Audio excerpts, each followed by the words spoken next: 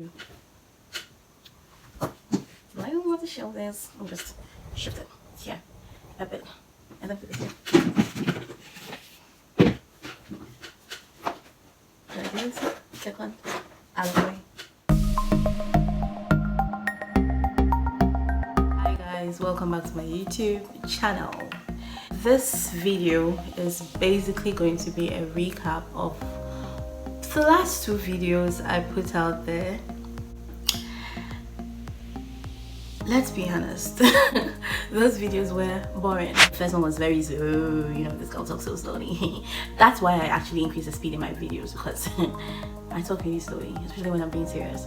And so I'm coming at you with a recap of what I said in the previous videos for those of you who just came through, you know, because I feel like I'm missing out on the point. Yes, my videos were a little boring, that's for sure. And trust me, I'm filming this even before those videos are going to be released. So I know this, I've known this, I've been feeling insecure about it. I was like, why not just put it out there? But there are definitely going to be people who will not go through the full video, and this is for you guys. And those who liked it, even still, those who were there for me, even though I was being boring and I was now learning how to edit and to speak in front of the camera. Thank you, you are loyal fans. I appreciate that, yes. So let's get straight, you know.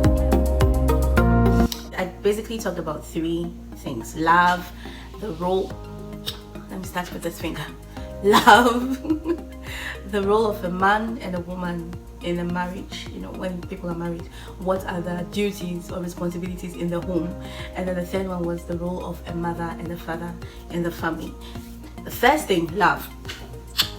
I mentioned that mostly when people say love, they refer to romantic love, and that romantic love is important. You need romantic love to have that, you know, passion and drive and, you know, etc. Let's not go too far, but yeah, you need romantic love. But that is not the most important thing to focus on. It's not the most important thing to dwell on in a relationship. If you focus on just romantic love, you end up marrying somebody. These feelings, they are like butterflies. As they say, I have butterflies in my stomach. They fly away, they go, they come back. So there's definitely going to be a point in time that you wake up and you not feel these butterflies for somebody you are in a relationship with or you are married to, you know.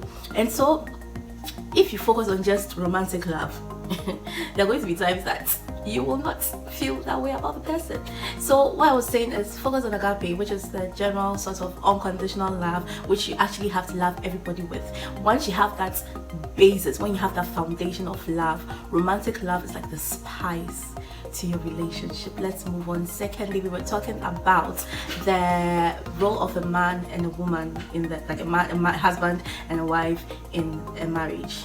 And I mentioned that as a man or as a couple, you have to agree on what to do before you even get married. You have to talk about your strengths, your weaknesses, and know what each person is bringing to the table.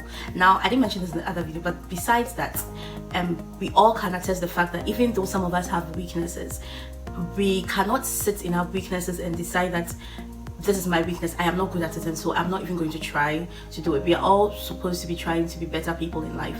So even if you have a weakness and you can better yourself just to help your spouse, and that is something that will come naturally when you love somebody unconditionally. You don't hesitate to do anything to help the other person.